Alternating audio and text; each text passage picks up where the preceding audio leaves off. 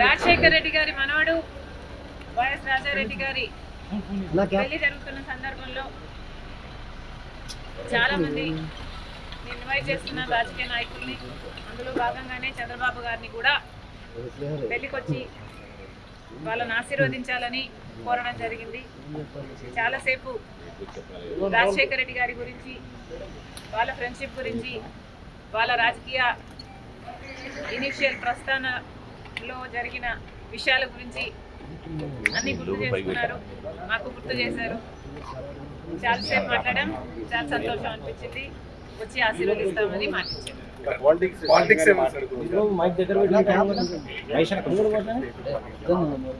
లేదమ్మా, actually mostly Rajasekhara Reddy గారి గురించే ఆయన ప్రస్తావించారు. ఇనిషియల్గా వాళ్ళు రాజకీయాలు మొదలు పెట్టినప్పుడు వాళ్ళిద్దరూ కలిసి ప్రయాణం చేశారు. పొద్దున్న నుంచి సాయంత్రం వరకు వాళ్ళు కలిసే ఉన్నారు, జీప్లలో కలిసి తిరిగారు. ఇలాంటివన్నీ ఢిల్లీకి వెళ్ళారు. అప్పుడు చీఫ్ మినిస్టర్కి వాళ్ళిద్దరు కలిసి చేసిన ప్రయత్నాలు అయితేనేమి ఇలాంటివన్నీ చెప్పుకుంటూ వచ్చారు. మేడం, కాంగ్రెస్ పార్టీలో మీ పాత్ర ఎలా ఉండబోతుంది? మీకు ఎటువంటి పదవి మీరు అనుకుంటున్నారు వస్తుందని చెప్పి వాళ్ళు కాంగ్రెస్ పార్టీ ఏ పదవి ఇవ్వాలి, ఏ బాధ్యతలు ఇవ్వాలి అనేది కాంగ్రెస్ పార్టీ ప్రెరోగేటివ్. కాంగ్రెస్ పార్టీలో because it is the largest secular party చేరడం జరిగింది. రాహుల్ గాంధీ గారు ప్రధానమంత్రి అయితేనే మన దేశానికి మంచి జరుగుతుందని, కమ్యూనల్ వైలెన్స్లు తగ్గుతాయని రాజశేఖర రెడ్డి గారే రాహుల్ గాంధీని ప్రధానమంత్రిని మనస్ఫూర్తిగా చేసుకోవాలి అనుకున్నారు. కాబట్టి అదే జరగాలి, అది జరిగితేనే మన దేశానికి మంచి జరుగుతుంది అని చేరడం జరిగింది. ఇంకొకసారి చేరిన తర్వాత వాళ్ళ చేతుల్లో మనం పెట్టుకున్న తర్వాత వాళ్ళు ఎలా ఆదేశిస్తే అది నమ్మకంగా చేయాల్సి ఉంటుంది.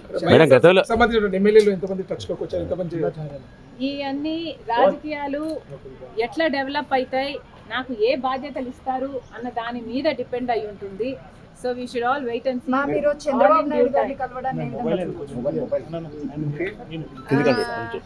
చంద్రబాబు గారిని చూడని ఏ విధంగా కలవడం ఏ విధంగా చూడొచ్చు అంటే, మామూలుగానే ఒక ఫ్రెండ్లీ ఎన్వైరన్మెంట్లో అందరం చూస్తే బాగుంటుంది. నేను లోకేష్ గారు ఒక ట్వీట్ నాకు రిప్లై చేశారు. ఆ సందర్భాన్ని కూడా రాజకీయంగా చూడకండి. చంద్రబాబు గారికి ఒక క్రిస్మస్ కేక్ మాత్రమే పంపడం జరిగింది.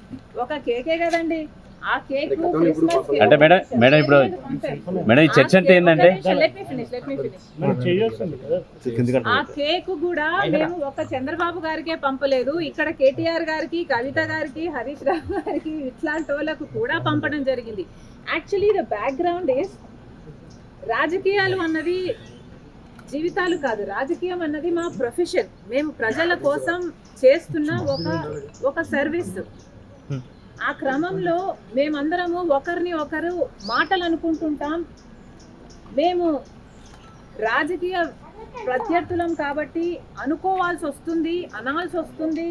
అలాంటి బిటర్ని ఒక పండగ వస్తేనో ఏదైనా పెళ్ళి వస్తేనో వాళ్ళకు ఒక కేక్ పంపిస్తే ఆన్ అ ఫ్రెండ్లీ నోట్, పర్సనల్గా బిటర్నెస్ ఉండకూడదు, అందరం ఫ్రెండ్లీగా ప్రజల కోసం పనిచేయాలి అన్నది కాన్సెప్ట్. ఇప్పుడు కూడా చంద్రబాబు గారిని పెళ్లికి మాత్రమే పిలవడానికి వచ్చాము. ఇది పొలిటికల్ కానే కాదు. చంద్రబాబు గారు ఒక తెలుగుదేశం పార్టీకి నాయకుడు, నేను కాంగ్రెస్ పార్టీలో ఒక కార్యకర్తను.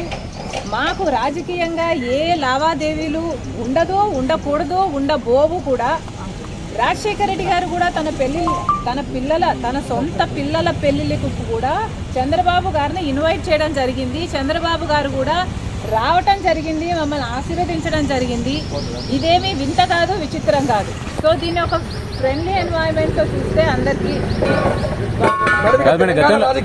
పాత్ర ఉండబోదా?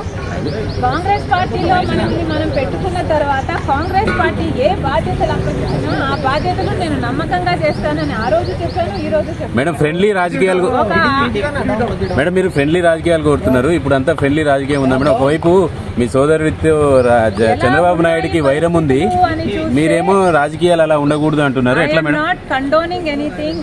ఇలా ఉన్నాయి రాజకీయాలు అని నేను మీకు చెప్పనవసరం లేదు, మీ అందరు కూడా చూస్తున్నారు. కానీ ఫ్రెండ్లీగా ఉండాలి. మనం అందరము కూడా ప్రజల కోసం ఉన్నాం. ఏ వేదిక అన్నది ప్రజలకు తెలుసు. ఏ ప్లాట్ఫామ్ని మనం ఎంచుకున్నా, ఏ పార్టీని మనం ఎంచుకున్నా ఉన్నది మాత్రం ప్రజల కోసం. సో ప్రజల కోసం నమ్మకంగా పనిచేద్దాం. పార్టీలు ఉన్నది, లీడర్లు ఉన్నది ప్రజల కోసం, స్వార్థం కోసం కాదు అన్నది నాది.